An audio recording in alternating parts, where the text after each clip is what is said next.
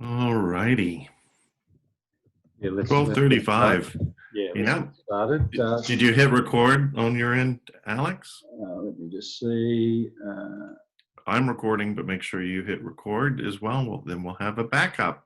Yeah, And we're what I always say is always back up before you go to the future. yeah, we're recording, and welcome everyone who's here, and welcome especially to Craig. You probably looked up his bio by now before attending, and we've had a sneak preview of his presentation, and I'm sure you'll really enjoy it. And Craig will be very open to any questions, as I said at the beginning, that you may have. Over to you, Craig. All right. Thank you, Alex, fellow futurist. And hi, everyone. If you don't know who I am, I'm Craig Rispin. I'm a business futurist. Find me on LinkedIn, and fellow Chief Innovation Officer at a new startup. And thank you, Alex, for inviting me to talk about the 10 times faster of product innovation. And also, I want to show something. So this is my new position as Chief Innovation Officer, is Luxscape. So Luxscape is a landscaping design and implementation firm that I helped innovate very quickly in 4 days. We did a design sprint, put together a design brief, showed it to potential customers, and they said, yes, we want to use AI, we want to use drone scans, we want to use AR to be able to see what our garden looks like of the future, and yes, we'd love that tremendous trade discount. And so yes, I'm only telling you this not to brag or anything like that, but to show that I have relative experience. This was launched in a week, and we're taking our first customers in Victoria and have already, and gotten incredible results and great reviews. And the content that I'm going to be presenting on maps directly to the Dream Launch roadmap. And if you don't have a copy of this roadmap, it's going to be emailed to everyone afterwards, Alex. Isn't that right? Yep, absolutely. Yeah, so check your email afterwards. It's not just junk email or anything like that. There's going to be this framework and some other files, and of course, all of my slides. And I want to set the context for what we're talking about in the age and time that we're in. Of course, we're in the age of lockdowns and COVID-19. We're doing pretty well in Australia, but I also want to say, when things are relaxed, hashtag masks for all. Masks for all. 70 countries have found that, yes, masks don't stop you necessarily from getting it, but it stops me from giving it to you. And I just want to talk about thinking about the future. And when we're talking about the future, I want to set the context for when you have plans for the future. You really should be thinking about the future, because A.T. Kearney studied why most strategic plans fail, and strategic plans, including product plans and new product and services launches. And they surveyed 15,000 of their corporate clients worldwide, and 88% of them said the same thing. 88%. Wow, that was a surprising result to them. And what did they say? These 88% of 15,000 people that they surveyed, looking back, they asked them, what was the biggest failure of plans that didn't work out? And what did they say? It was lack of understanding of future trends. And luckily, we have at least two, but I think a few more futurists in this session today. We've got Alex and myself and some others as well. Know that you need to plan for the future and keep a naive mind, is what Arthur C. Clarke said. Ask naive questions, he said to me. And yes, I did meet him through a family connection, believe it or not, and it's absolutely true. I was introduced to him when I was 10 years old. And of course, I read the book 2001, and it had a machine mind in it, right? It had HAL, and it inspired me for the rest of my life. And here we are talking about it in my lifetime, where we're seeing incredible things. And so for the last 25 years, I've had machine minds on my Venn diagram, if you've been following me that long. And this is one of my subjects, but it's only one of my favorite subjects. It's part of the fourth industrial revolution. And if the fourth industrial revolution is underway, and McKinsey studied what are going to be have the biggest impacts. The pink bar is the lowest that they think in their scenarios, and the blue bar is most optimistic. And when it comes to the automation and AI related knowledge of work, they're saying about 5.2 to 6.7. What is that? That is with a T for $1 trillion worth of impact. That's 5.2 to $6.7 trillion just in the AI market. And we're living in this world, I just want to set the context, of rapidly changing change. Change itself is getting faster. Futurists know this. And so futurists started tracking this a long time ago.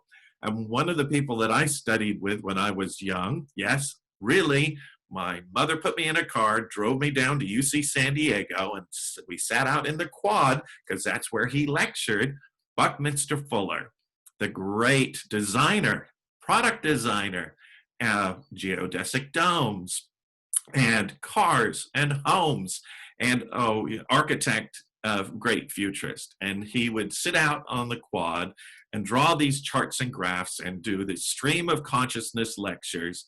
And it was open free to anybody in the community. So you could just go there. You didn't have to be a student. It was fantastic and great weather outside in San Diego, usually. And so he got us students to study how fast does human knowledge change. And around 1900, it was that the doubling of human knowledge was about 100 years. By 1945, that was about every 25 years. Today, it's around 12 months. That chart's a little bit out of date. It's around every 12 months, human knowledge is doubling. But now UC Berkeley as well, and they have a department that studies how much human information is being created. And IBM, with their research team, has also been picking up this idea that Buckminster Fuller started and is forecasting into the future. And I know what you're looking at. You're looking at that chart going up in the next 10 years on an exponential scale. And that's because IBM says that there's one technology that will really double the amount of human information at a staggering rate. And that's another driver of the fourth industrial revolution, and that is the IoT. And what they're estimating, and when I show this chart, people argue with me, I say, please go argue with the futurists at IBM, at UC Berkeley. I'm just a messenger, but I believe their research. IBM predicts that the build out of the Internet of Things will result in the doubling of knowledge every 12 hours. Now, if you don't believe this, don't argue with me. Argue with them. And you say, human knowledge, how's that came? What did I mean by fail? You're asking, Lynn, that they went to all those people and so A.T. Kearney, most of their clients are C-level executives and board level, because they also do recruiting at that level, C-level and board level. And they said, look back on your plans that failed. So not the ones that were successful, the ones that failed. And you can find this report online. So yes. And yes, what do I mean by knowledge versus increase in data? So this is the model. And you can look this up on Wikipedia, by the way. We call it the DIKW model. For data, that's what IoT would collect. Information, when you structure plain data, which is ones and zeros, then into structure, then you get information. When you ask the question, what does that information teach us? Then you get human knowledge. And if you get enough human knowledge and do a survey of that, hopefully you'll develop wisdom. So this is a model that's used at academic level. And yes, it's not just data they're saying is going to go up. They're saying that human knowledge will go up. And I'll give you one application of it. You know the COVID app that they've asked us to download onto our iPhones that we're supposed to it's supposed to, track when we bump into somebody else on Bluetooth, and it doesn't work on the iPhone like it's supposed to. You have to keep it in the foreground. It's supposed to work in the background, but it's not working in the background. There's been lots of tests about this. They need to update it. But anyway, that being said, imagine that on steroids. So they're going to be rolling out 5G in Singapore, and they're going to put health trackers, health bands on 1 million of their residents, and they're going to monitor their health full time, continuous monitoring, and they're going to predict when they need to go to the doctor and if they need to go to hospital. And so they're going to collect the data, they're going to turn it into information, but they're going to use knowledge. And I'm just going to ask you, if this is true, and you believe that this is true, and I know some of you are saying this couldn't possibly be true, but you're going to have to argue with the IBM people, the UC Berkeley, and the others, because if you believe this at all, that we're accelerating, and I can show it to you, if you believe this at all, then we have to keep up, don't we? The world is changing, and we have to keep up. And if we're product creators, we need to create products faster. We need to create startups faster. And there's all these new ways to do it, and AI is one of the ways. And so I just have to share with you that this idea of business competency, what is business competency? It is the skills that you or your organization have that make you competent and let you compete with others. You should look this up as well. And business competency has gone down from 30 years in the 1980s when I went to university. You could graduate, get your first job, and your business competency, they would say at that time, will last you 30 years. That after you have your degree and your entry-level job, you've got about 30 years with your business competency. Well, do you know it's down to 3 years now? And of course, it's going to be shortening as well. And so I just want to put a question out to the chat, and I'm going to pause briefly and then get straight into the technology, AI technology that you can use to accelerate your product. But I want to ask this question for discussion in the chat. When is the last time you've taken a course to upgrade your brain? So you have higher levels of business competency. And what course is it? And if you haven't taken a course recently, well, a lot of people have during COVID. They're learning ukulele. It's trending. and cooking skills and sourdough. Yes, you could have done a course online. What course have you done recently to upgrade your business competency? And I might suggest one for you. If you believe that flying cars, or specifically VTOL, vertical takeoff and landing vehicles, are the future, and Sebastian Thrum, the guy who designed Google's self-driving car and fellow futurist, is now being funded by Larry Page with his Kitty Hawk startup, and also runs Udacity. And they have a discount in the COVID shutdown, so you could upgrade your brain. In 13 days, the syllabus starts if you'd like to be an autonomous flight engineer. And you need to have a bit of a mathematics background, a bit of statistics, but you can catch up quickly. A 4-month course, 15 hours, and it's like a minimum viable degree. At the end of it, you could work for an autonomous vehicle company. And you could bring your drone in and show that it self-flies and you wrote that code. So I was just going to suggest that if you need to upgrade your business competency, there's tons of resources out there right now. So here are the tools that are really going to make a difference. AI for product innovation, for getting 10x or even 100x results. And I've been to 2030, yes, because my clients have asked me to go there. Yes, to do scenario planning, what 2030 looks like. And I also take them on experiential tours. And we were in Las Vegas last year. So not this January, the January before. And there was incredible things being shown off there. VTOL, Uber was announcing VTOL and quadcopters and quadricopters. But last year, there was this incredible thing. It was an AI that looked like it was human. And I don't know if you saw it. If you didn't see it, you really got to see it, because I can tell you right now that AIs are going to be on all the boards by 2030.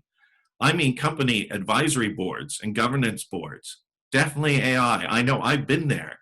And if you don't believe me, maybe you should believe the 1,800 attendees of the World Economic Forum in Davos who said, they said that 86% of them said, yes, we will definitely have AI on boards by 2030. What might it look like?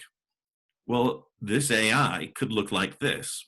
And this AI could help you get things done, make you more efficient. And this is why I say we're all going to have AI buddies in the future.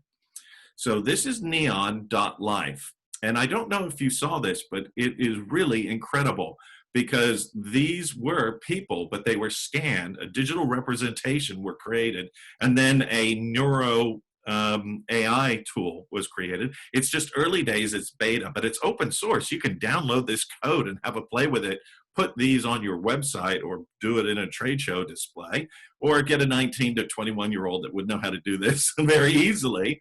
It was incredible. So what I want to do is show you this clip, and while it's playing, if you'd like to type into the chat what you think of how you might apply this in your product development. Just have a look at this. It really is incredible. Look, they updated the website. Let's see. Ah, this is from the leaked videos, so I guess they weren't taken down because they were fake. There's also more now. Cool. Good stuff. Alright. What?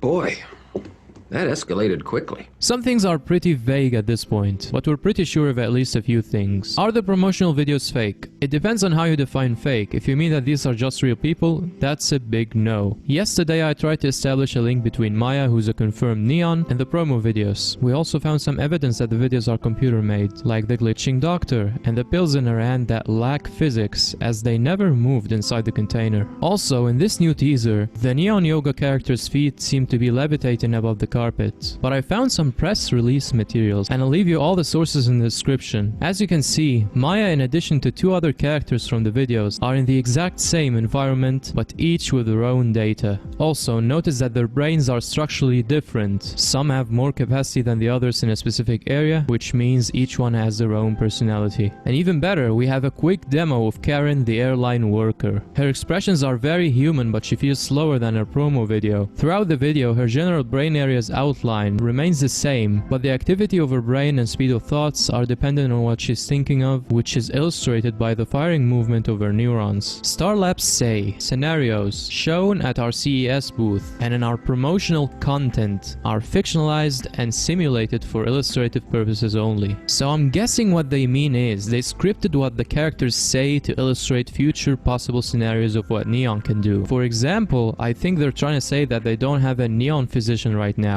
They scripted that to show us how it would feel like. But feel free to tell me what you think. Also, Neon is not a digital assistant in the sense of assistants like Siri or Bixby that try to grab your info from the internet. So you can't ask Neons about the weather, for example, because they're supposed to function just like you. They won't magically know everything. Instead, they'll learn slowly from their environments, so they can basically be trained. Put it in a hospital, and over time it will act like a physician. In a gym, it will be a fitness trainer. And of course, you should be able to take a developed Neon and use it in movies and video games. And the cool thing is, Neons can connect and learn more about us, gain new skills, and evolve.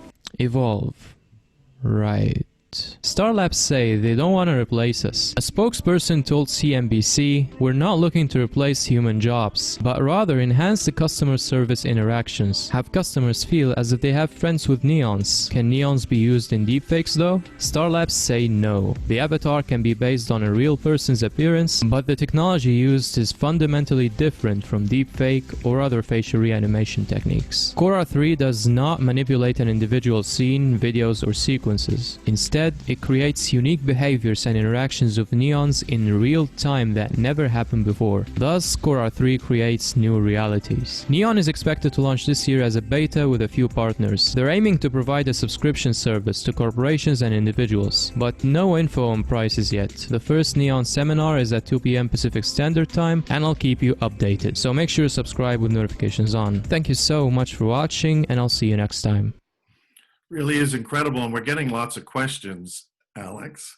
Yeah, we are. So, yeah, do you want to pass one on to me? Look, Melissa Peppers wanted to know, loving the insights, and she says, how do you navigate the gap that can exist between what customers say they want and what they actually buy?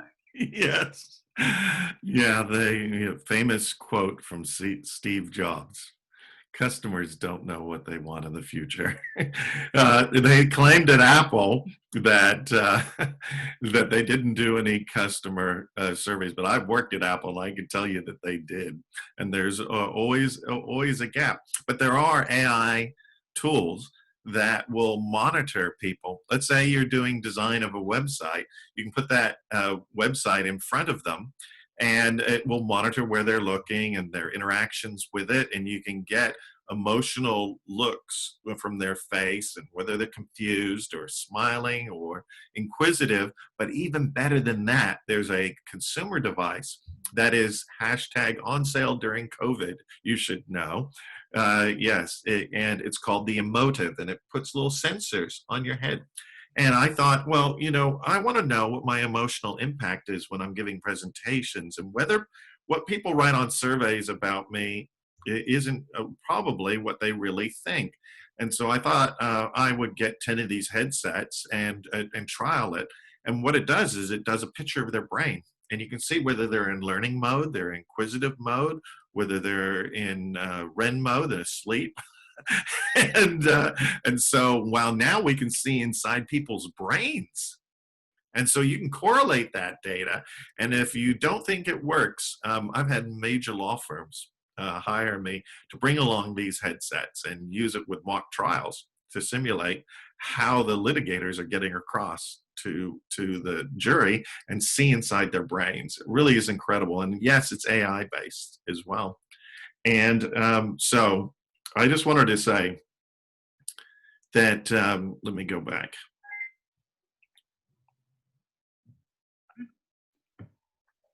I want to bust the myth, Alex, that AI will not replace us. Right? If so many people are saying that AI will replace us, and I do not see that in the future.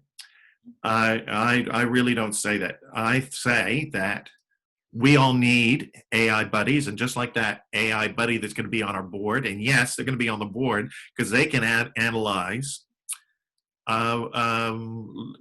regulations and legislation much better than any average board member. And if you don't believe that this is true, let me give you this case. That I work with a lot of boards, and they don't have AI on their board yet.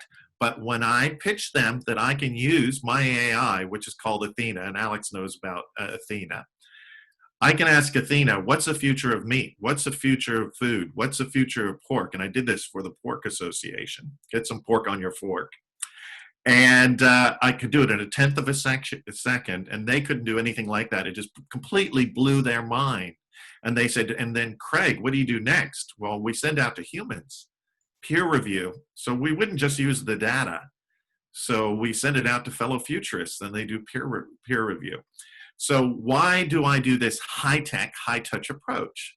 Because high-tech and high-touch is the future. So use the high-tech to accelerate your product development and testing, product testing, see inside people's brains, and it's not going to replace you. And I know because I've interviewed a lot of people that are using this technology just to become superhumans when it comes to what they do in their job.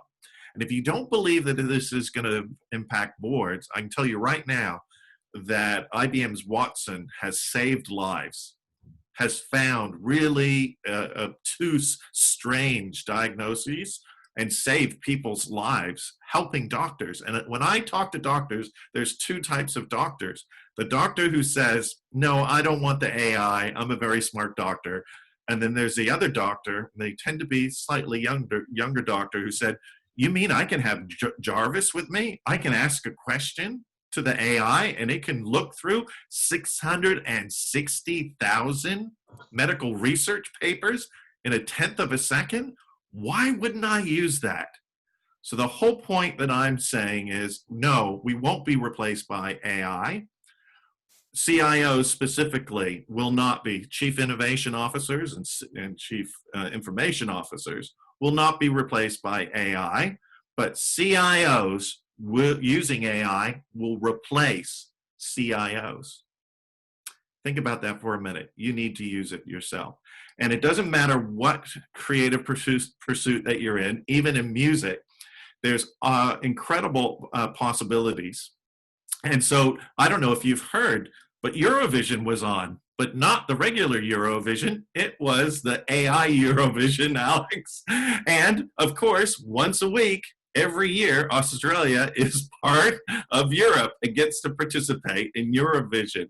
Did you see this? It really is incredible. And then I thought we might have a listen to what AI assisted musicians can create. Have a look at this. Can artificial intelligence help compose a song that is just as successful as last year's hit by Duncan Lawrence? In the AI Song Contest, teams from all over Europe and Australia compete with songs created with the help of artificial intelligence. Which song wins the AI Song Contest of 2020? Here's your host for tonight, Lieven Scheere. Good evening, Europe! I've been looking forward to speaking that sentence. It's a dream come true. Welcome to the AI Song Contest. We have everything here. There is glitter, there is a smoke machine, there will be love, peace and modulations, and I have prepared some overly scripted jokes that probably will not work in this context. Everything for a wonderful Eurovision evening. We even have a green room with all the teams on screens, all the computers, all the people who have been working with AI to try to create a Eurovision hit. Welcome, teams! There they are from Belgium, Switzerland, Holland, France, Germany, and of course from Australia, because 1 week a year, Australia is a part of Europe. This is Eurovision week, so Australia is with us too. And guess what? We won! Team Australia, or specifically the team, and I'm just going to optimize the screen so you can see it, the team from Uncanny Valley. And if you don't know what Uncanny Valley is, Google it. It's when, when these technology AIs come pretty close to what we look like and it creeps people out. Uncanny Valley, that's what they're named after. And we won! Yay, Team Australia. And boy, is this changing music production. And I have to tell you that there are many music producers using AI now, not just in this competition, to produce hits and make their music more like cut and paste and less like original composition. And so what can we do with this? Well, one of the ideas, if you're familiar with product design at all, Autodesk and NVIDIA and many other companies have been promoting this idea of generative design. If you don't know about it, I'm going to recommend a short course that you could do on YouTube. And it'll allow you to do design 10 times faster. 10 times faster. And I don't know about you, Alex, but my Photoshop skills have really atrophied over the last 30 years. I haven't done much Photoshop, especially now we've got Canva, where you just get the templates and you can click on them and edit them. And so, I'd love to be able to do beautiful slide design and painting design or just to rapidly innovate in that area. But I've lost those skills. But if I could just paint rough and then it could create artwork for me, that would be incredible. And that's what you could do. Have a look at this.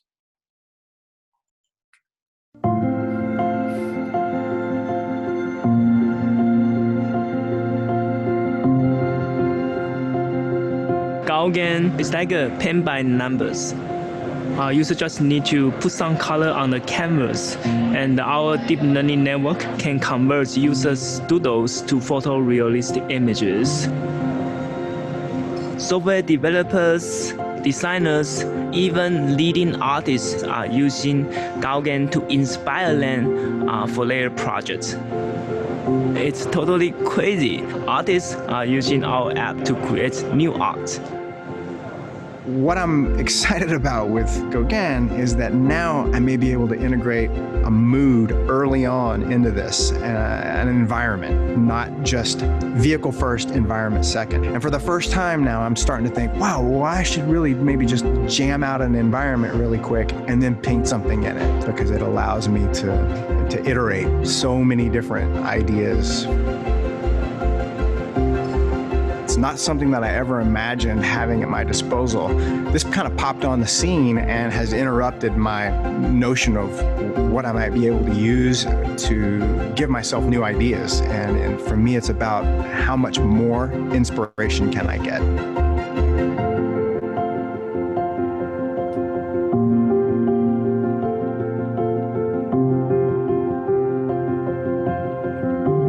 Really is incredible. And what I love, Alex, is popping onto YouTube and typing in a Gauguin tutorial and have a 9-year-old who's been recording teach us how to use it.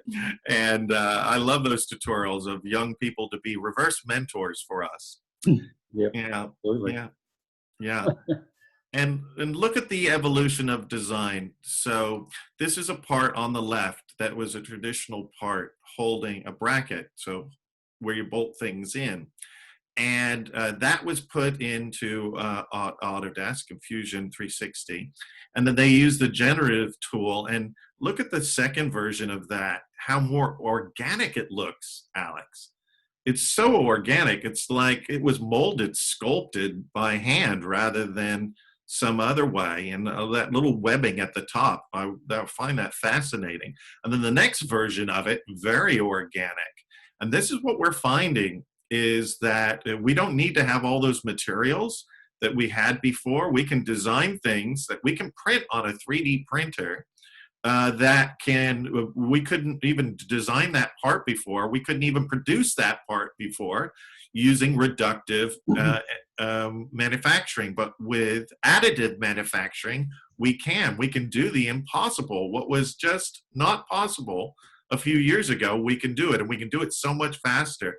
And so this part can be designed, for instance, or product can be designed, and you can go through, you can basically page through lots of iterations of it. Page, page, page, page, page, page. Oh, that looks interesting, save. Page, page, page, page, page. Oh, that looks interesting, save that one. And so imagine, we couldn't do that before. I mean, it's just mind-blowing. It's not 10 times faster. It's probably 1,000 times faster. And then it does all the calculations for stress load. And so I was speaking at Sydney Airport. I've done some scenario planning with them twice. And one of the futurists from Airbus came along, and he said, you know, we're designing our aircraft of the future, the next aircraft in the next 25 years, and it's all going to be 3D printed. And so your hangar is going to have to be bigger because we're not going to fly it here. We're going to print it here. And do you know, some of them laughed, and he said, but you don't realize we're already printing 3D parts that keep your jet engines running. We're doing that today. You don't think in 25 years' time we're going to be printing? So we're just getting started today, but it's an awesome opportunity. And major companies are figuring out this, but also little companies are figuring out how to move fast and help big companies do this as well. And I wanted to share one with you, and that's VW.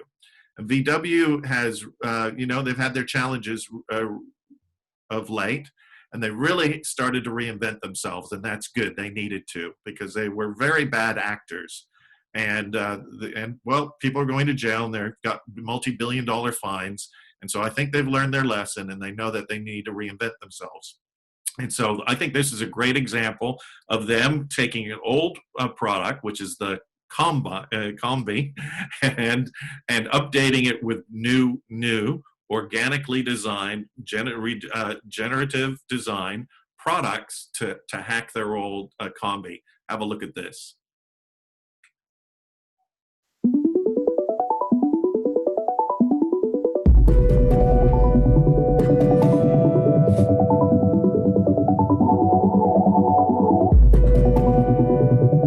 We have been looking for something that would really represent our company's DNA. It is the very classic bus, the Volkswagen, which stands for both the heritage of our company, of our company's values, bringing people together, providing individual mobility and freedom. We're taking a 1962 vintage VW bus and we're retrofitting it with all manner of kind of the latest and greatest technologies that we think going forward will be significant within the automotive industry.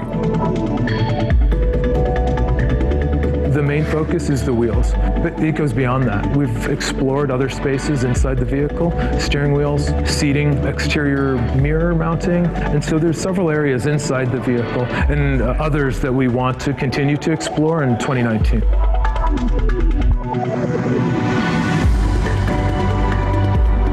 From a design point of view, generative design enables you to create really, really beautiful objects, something that we're really keen to explore with VW.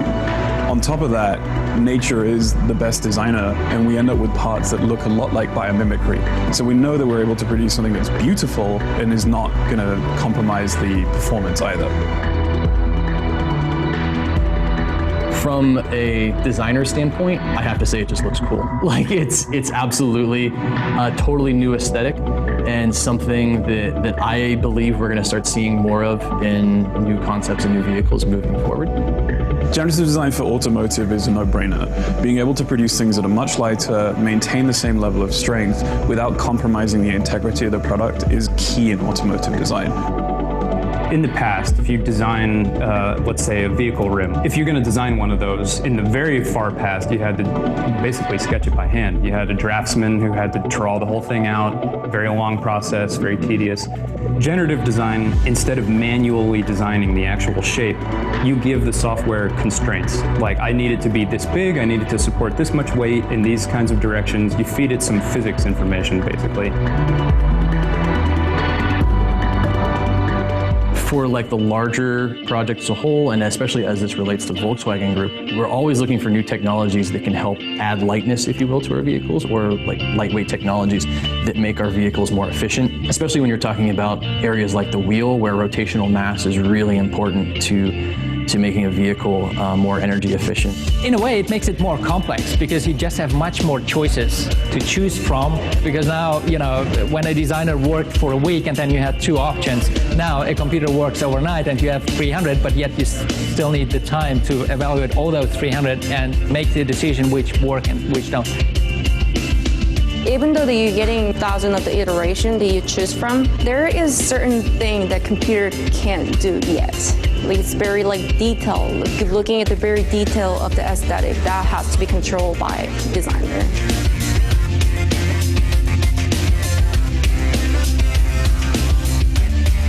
Being able to come up with a new workflow that's faster, where you can make better design decisions and smarter informed design decisions, that's really powerful.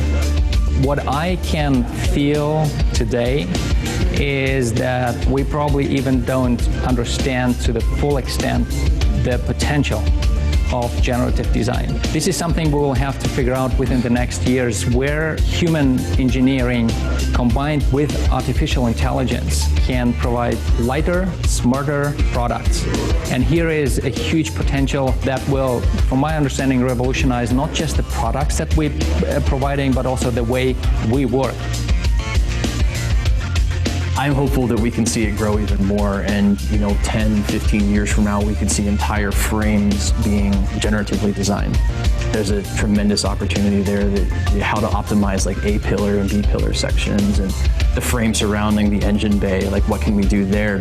We hope it inspires the community, everyone that comes to see it at the unveiling, but again, also for our partners in Germany, we hope that it inspires like new ways of thinking and whatnot around how we're going to be manufacturing vehicles in the coming years. If you speak to any designer or engineer, they'll tell you that producing stuff in the real world always takes longer than you think. One of the great things about using generative design here is we were able to go from ideas in our head to a fully manufactured vehicle in about 6 months, which is unprecedented and unheard of. Being able to do that while maintaining design and engineering is incredible, and it enables us to produce something that's really quite beautiful to look at. I think I'm going to be most proud of seeing the wheels in person. They look good enough to eat, quite literally. The main thing that I wanted to do was to, if I take this out on the street somewhere and some little kid sees it, he's like, who built that? I want to work there. And I really think that that's success for us, is if we inspire a new generation of people to come be automotive engineers and kind of work, you know, in the same space that we do. I think that's pretty cool.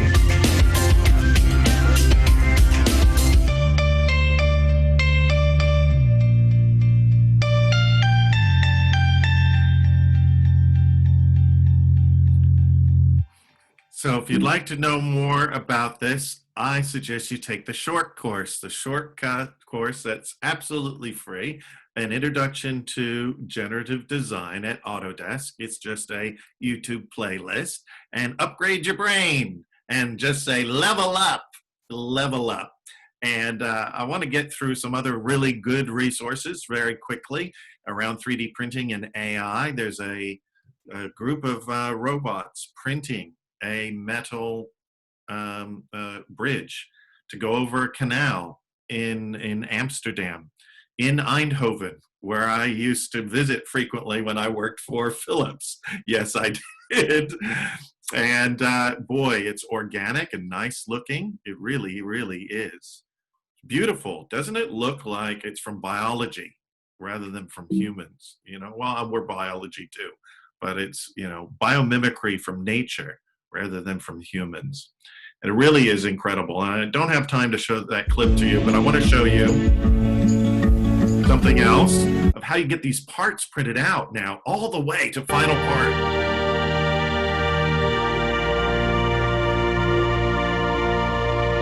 Metal 3D printing could change much of the world around us if it was fast enough and cheap enough for mass production. Introducing the production system, powered by single-pass jetting. At up to 100 times faster than laser-based systems, it's the first metal 3D printing solution for mass production. It works by combining 2 powder spreaders and 1 print unit into a single-pass system to both spread metal powder and print.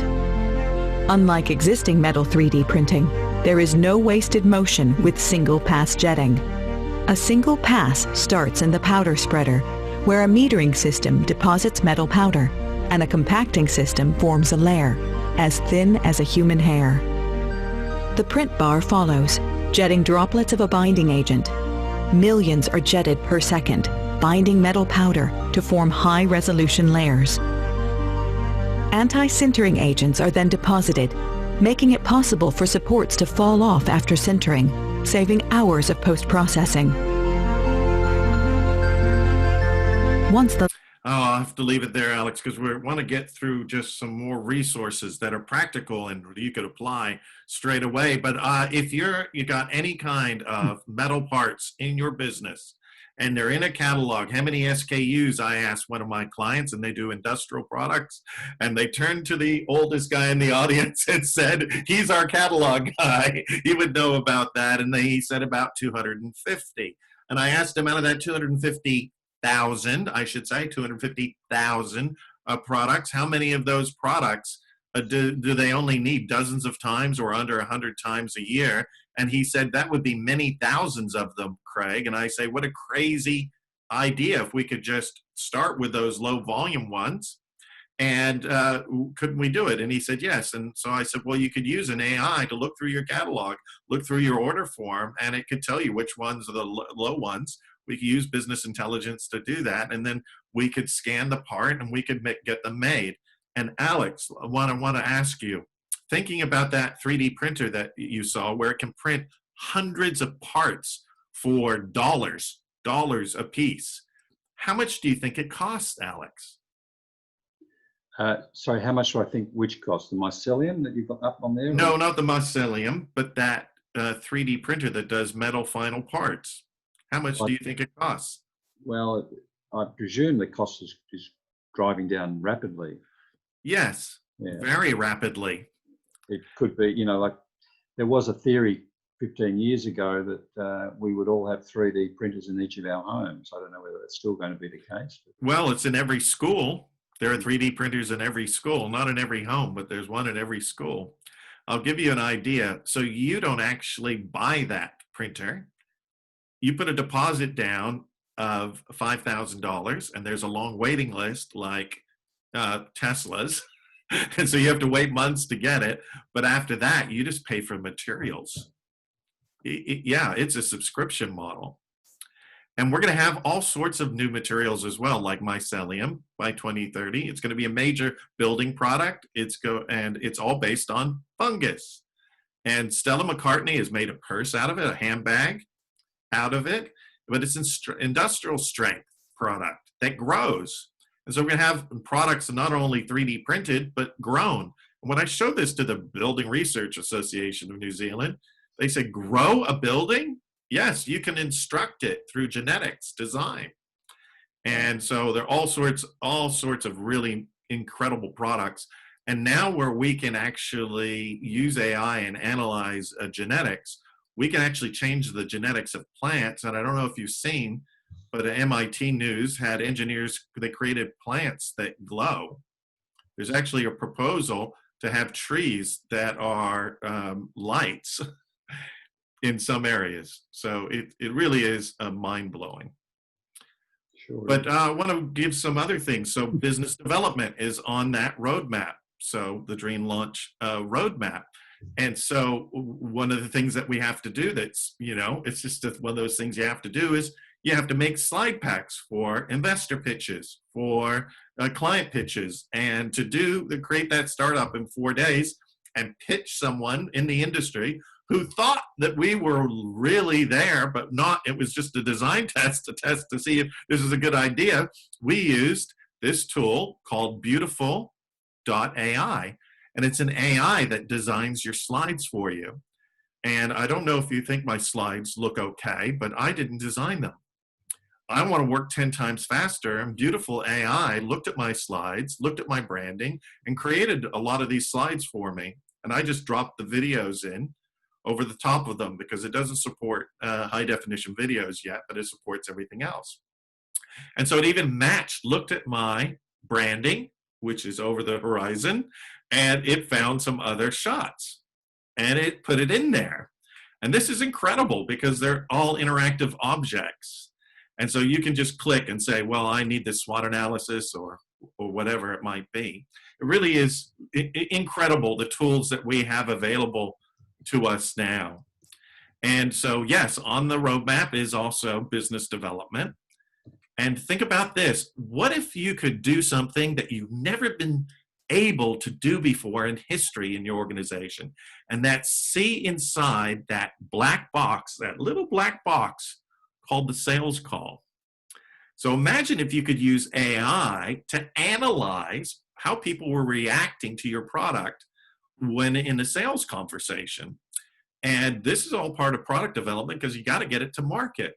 So Chorus.ai uses AI to analyze Zoom calls. We can actually send it this recording, Alex, and it would analyze what I was saying. It would transcribe everything, and then it would show it to us in a beautiful infographic. And it would say, Craig, we asked you to talk about that new startup you launched called Luxscape, and you were pretty compliant, but you didn't mention it at all of your meetings. You're only 63% compliant. But is it really just bagging on people? No, it's actually, what it does is it analyzes your sales call. It pops up when customers are talking about discounting or competitors or concerns that they had or objections. And then what it does is it coaches you afterwards. And the AI says, hey, Rispin, you were pretty good in that Zoom call, but you could be even better, less connecting words like and things like that. It will analyze that for you as well. And it will say, hey, Alex has done a really good sales call lately where that same objection, he handled it brilliantly. Would you like to see that? And I have to tell you, the companies that I've referred to Chorus, and there are many other competitors, there's not just one that I'm promoting, and I have no financial interest whatsoever. I don't get a commission or anything. I'm doing it because I want to help people. They've used it for all sorts of other applications as well, especially around compliance.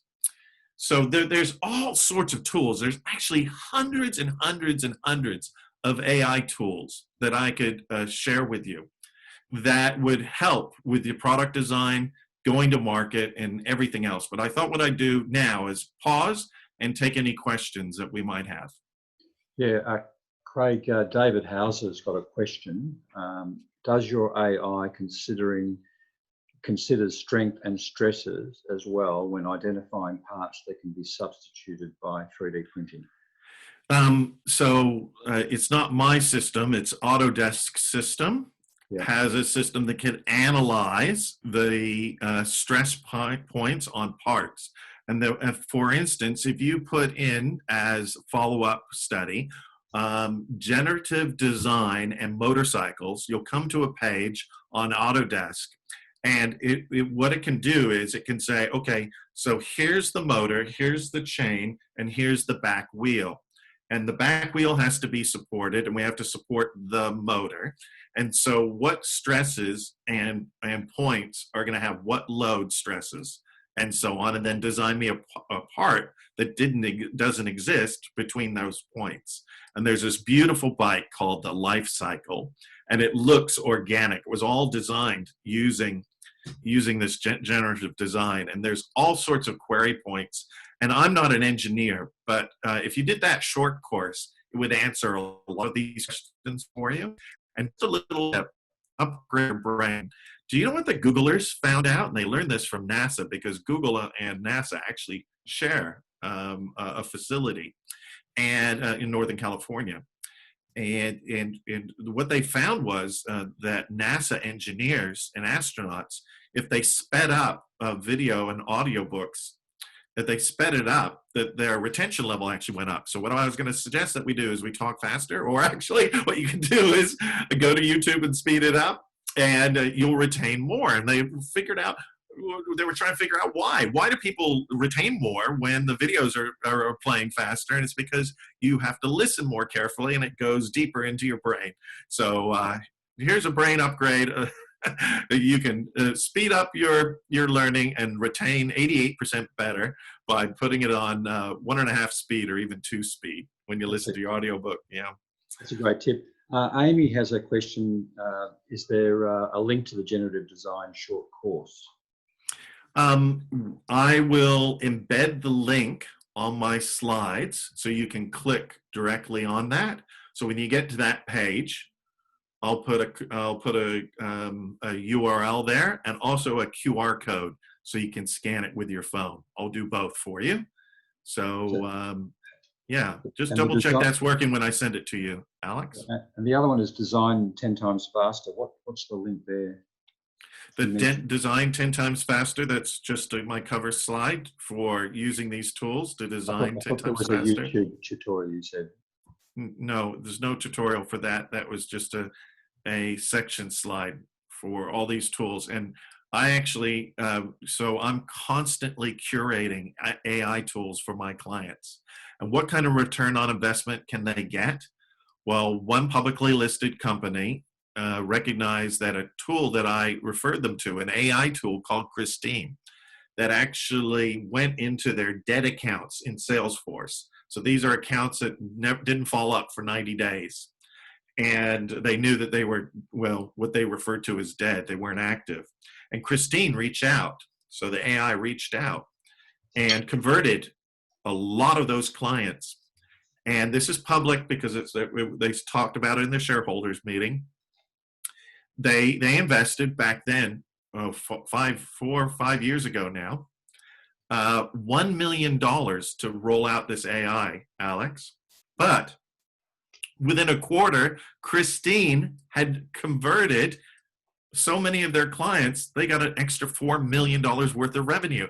How would you like to invest $1 million and get a 4 times return in 90 days? That was pretty good. And not only that, people were sending flowers, stuffed animals, boxes of chocolates to their front desk saying, thank Christine for following me up, because those people, they weren't being pestered. They were just so busy because they do salary packaging and it's about getting your details in before the end of the financial year. And they're like, thank you so much. I love my new car. Here's a gift for you. And of course, Christine didn't exist at all.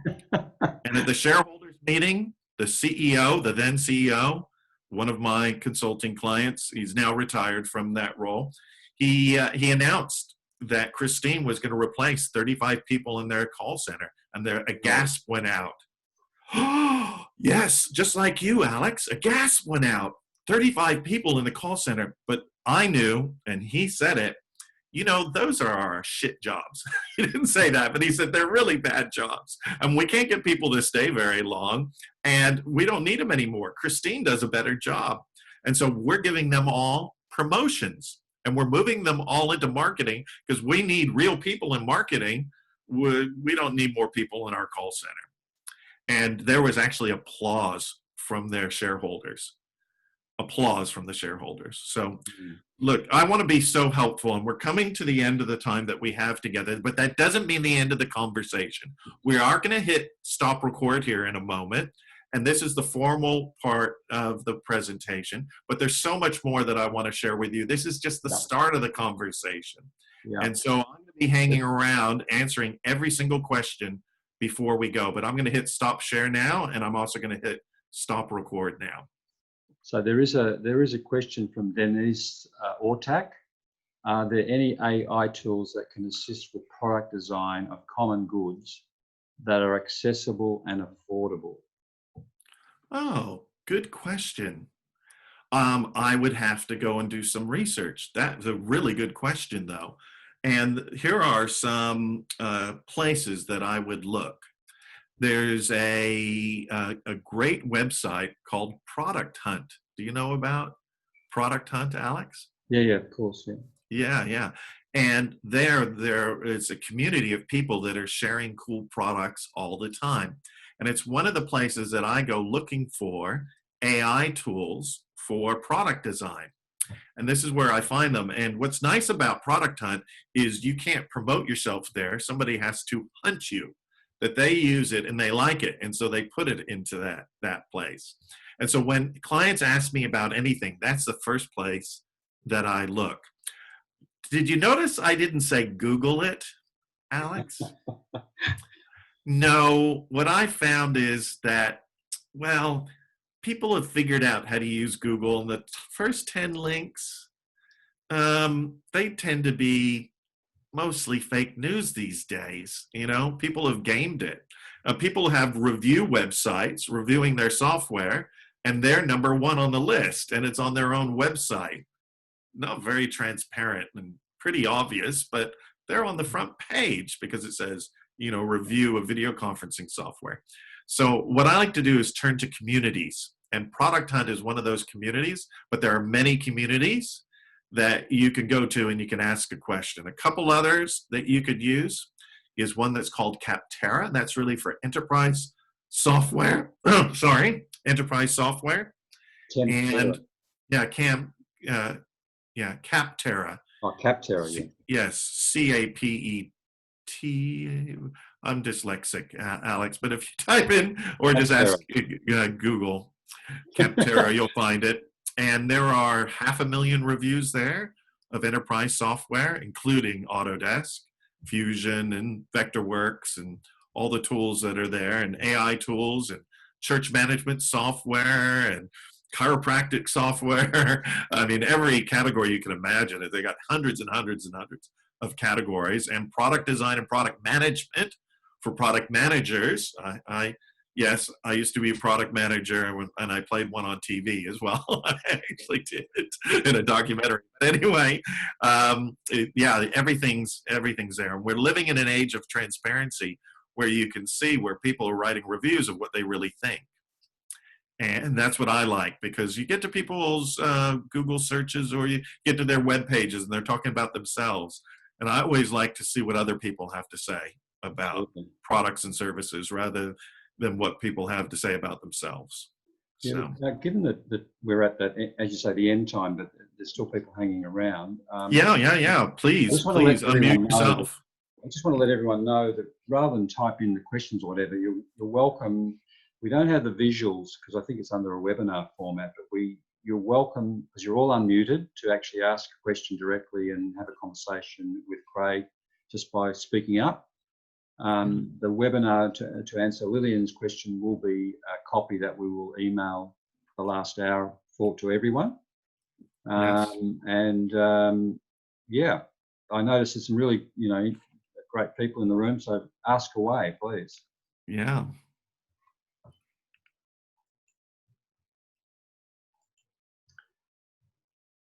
And this is the thing, when we're all invisible. I'd certainly like to thank you, Craig, on behalf of Dream Launch. As you know, this is really kicking off a series that we want to... Oh, look, we've got a hand raised from Daniel Mumby. Daniel. Go for it, Daniel. Had to raise your hand to unmute the microphone. Is that what it does? I didn't know that. G'day, Craig. So innovation as a service.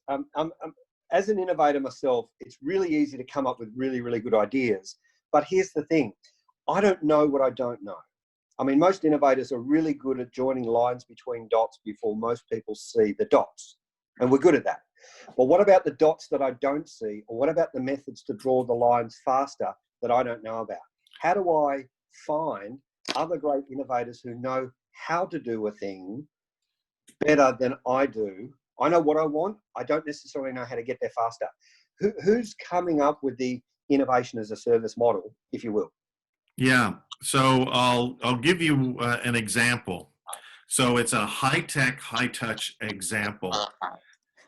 And part of what you're talking about, not knowing the unknown and knowing what you do know, is what we would classify academically, and I'm not an academic, but academically we would classify it as your biases. Because when we know things, we're biased towards the things that we know. And so when I go and talk to organizations and I ask them, where are you getting most of your ideas from? And you know what they tell me? They tell me, well, from the usual suspects that all have their biases. Okay, so can I qualify then?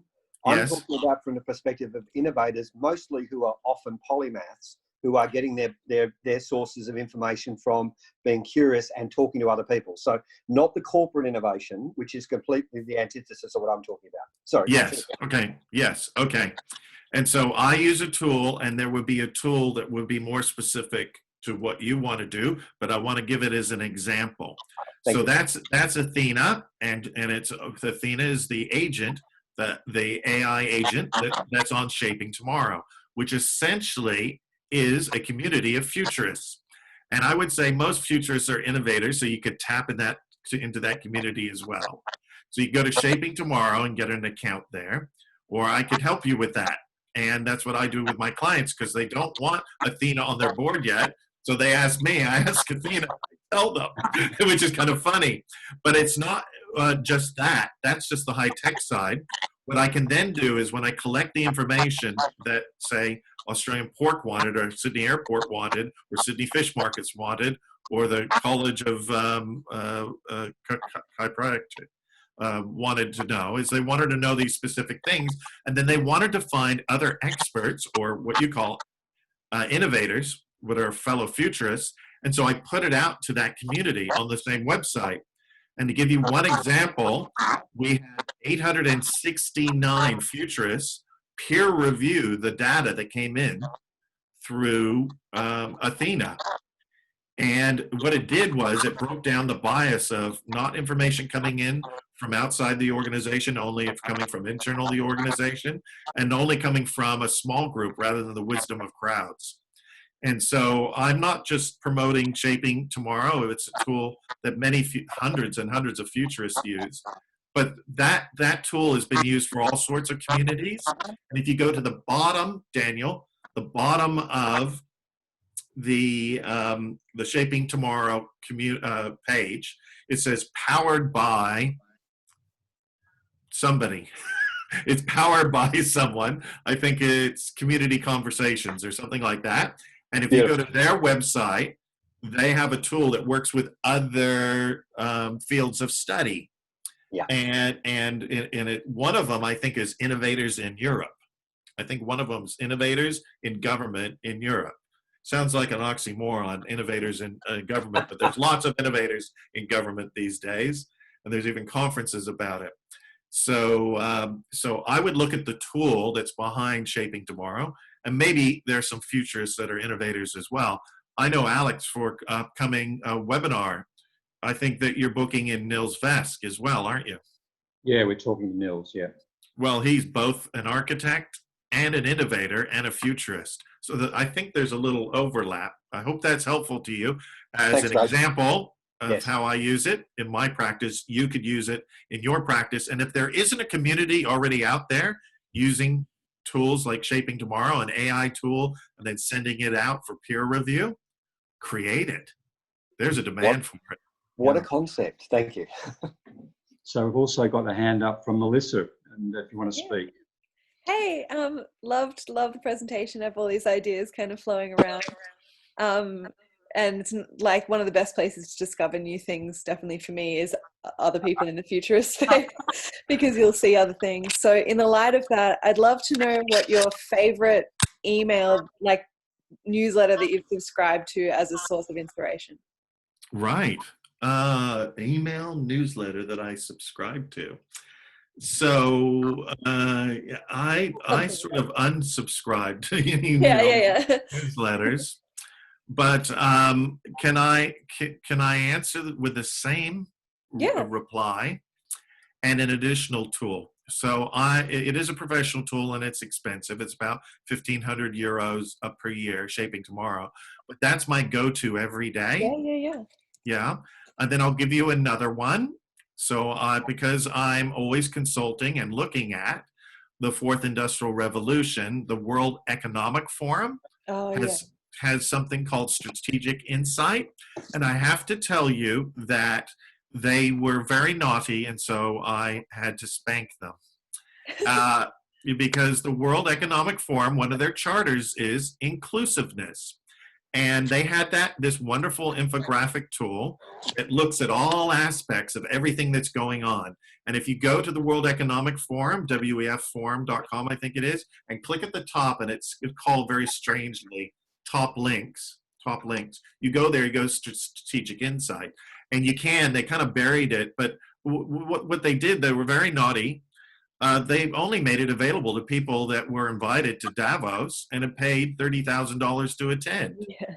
And I reached out to them and I said, one of your charters is right here. And it says inclusiveness. That's not being very inclusive. No. And you know what? They were a very good child.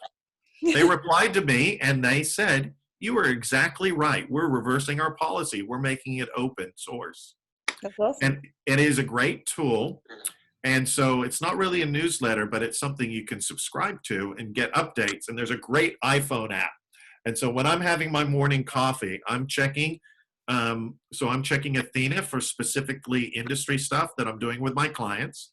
I'm looking at strategic intelligence from the World Economic Forum. And you can get that for free now, or you can pay for a pro plan for about $1,000. And that's what they're going to try and upsell you to. But you get all the same data. You just get to build a bigger community. And what's great about it is that you can click on COVID-19, for instance. It gives you this beautiful infographic. And then down the right-hand side, it gives you links to a bunch of video talks and YouTube videos and other talks, not just from the World Economic Forum, and then publications that you can read, research papers you can read, and then data sets that you can use and play with. And what's nice about it is it's not just the industry players that are part of the World Economic Forum. What they've done is they brought in academics and they've said, please manage this topic for us. So they've got hundreds of academics managing each topic and making sure there's no fake news in there, if you know what I mean. That's amazing. Thank you. Yeah, and then the last one, so I do this over my morning coffee, Shaping Tomorrow, World Economic Forum, and Flipboard. I love Flipboard. Yeah, I use Flipboard. It's a goodie. Gets you out of your echo chamber. You look at futurism. Futurism, yes. Futurism's in my feed. And Futurism is a great blog and video producer from one of our colleagues, and the publisher, who's, I have to go to Evernote in my brain, is connected to me on LinkedIn. So if you want to send me a LinkedIn request, everybody, I'm connected to hundreds of other futurists, not just Alex, and there's more than 20,000 of us in our peak industry. And if I can refer you to a futurist that's also a pig farmer, did you know he exists? Higgins is his name, in fact. That you can find futurists in every single area, and we just love to be helpful. And many of us don't have futurist titles in companies. Sometimes they're called chief, innovation officers, or executive director of forward planning, or something like that. We don't all have the title futurist. Yeah, so Anne is on the call with a question around medical innovation, where to find the latest in medical innovation. Oh, there's a fantastic Health Futures Digest is published by a medical futurist that I met, Health Futures Digest. And it is a blog that you can subscribe to. I think you get an email, and they're constantly covering medical innovations. I have to say that if you don't know this about me, about a third of all the work that I do is in the healthcare medical industry.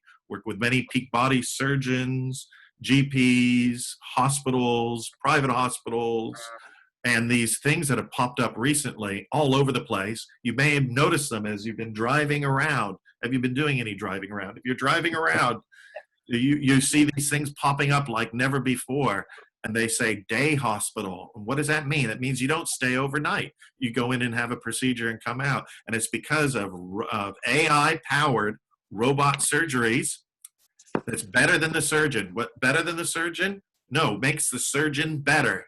Makes the surgeon better. And those young professionals, and they've worked on me because I know it's going to gross you out. Kidney stones, very painful.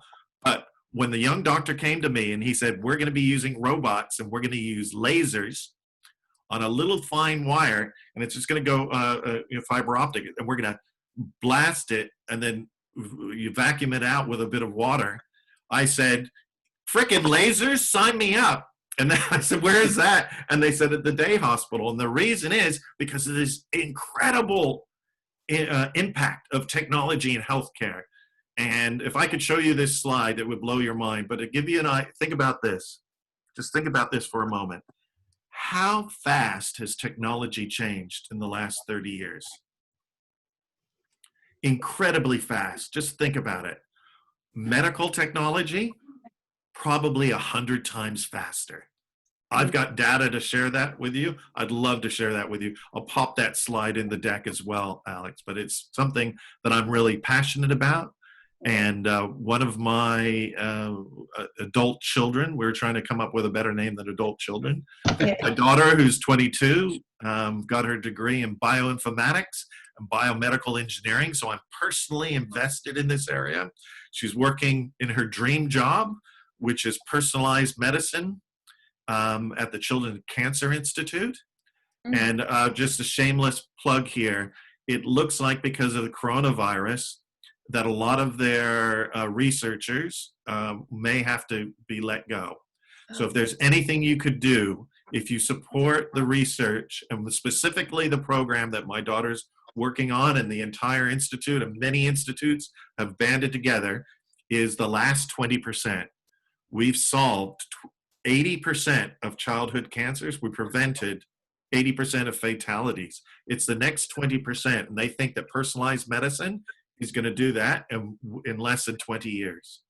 So if you are financially in a position that you're able to support a worthy cause, and this is close to your heart, would you please go to the Children's Research Institute? They're at UNSW, and they're taking donations now. You'll be directly supporting.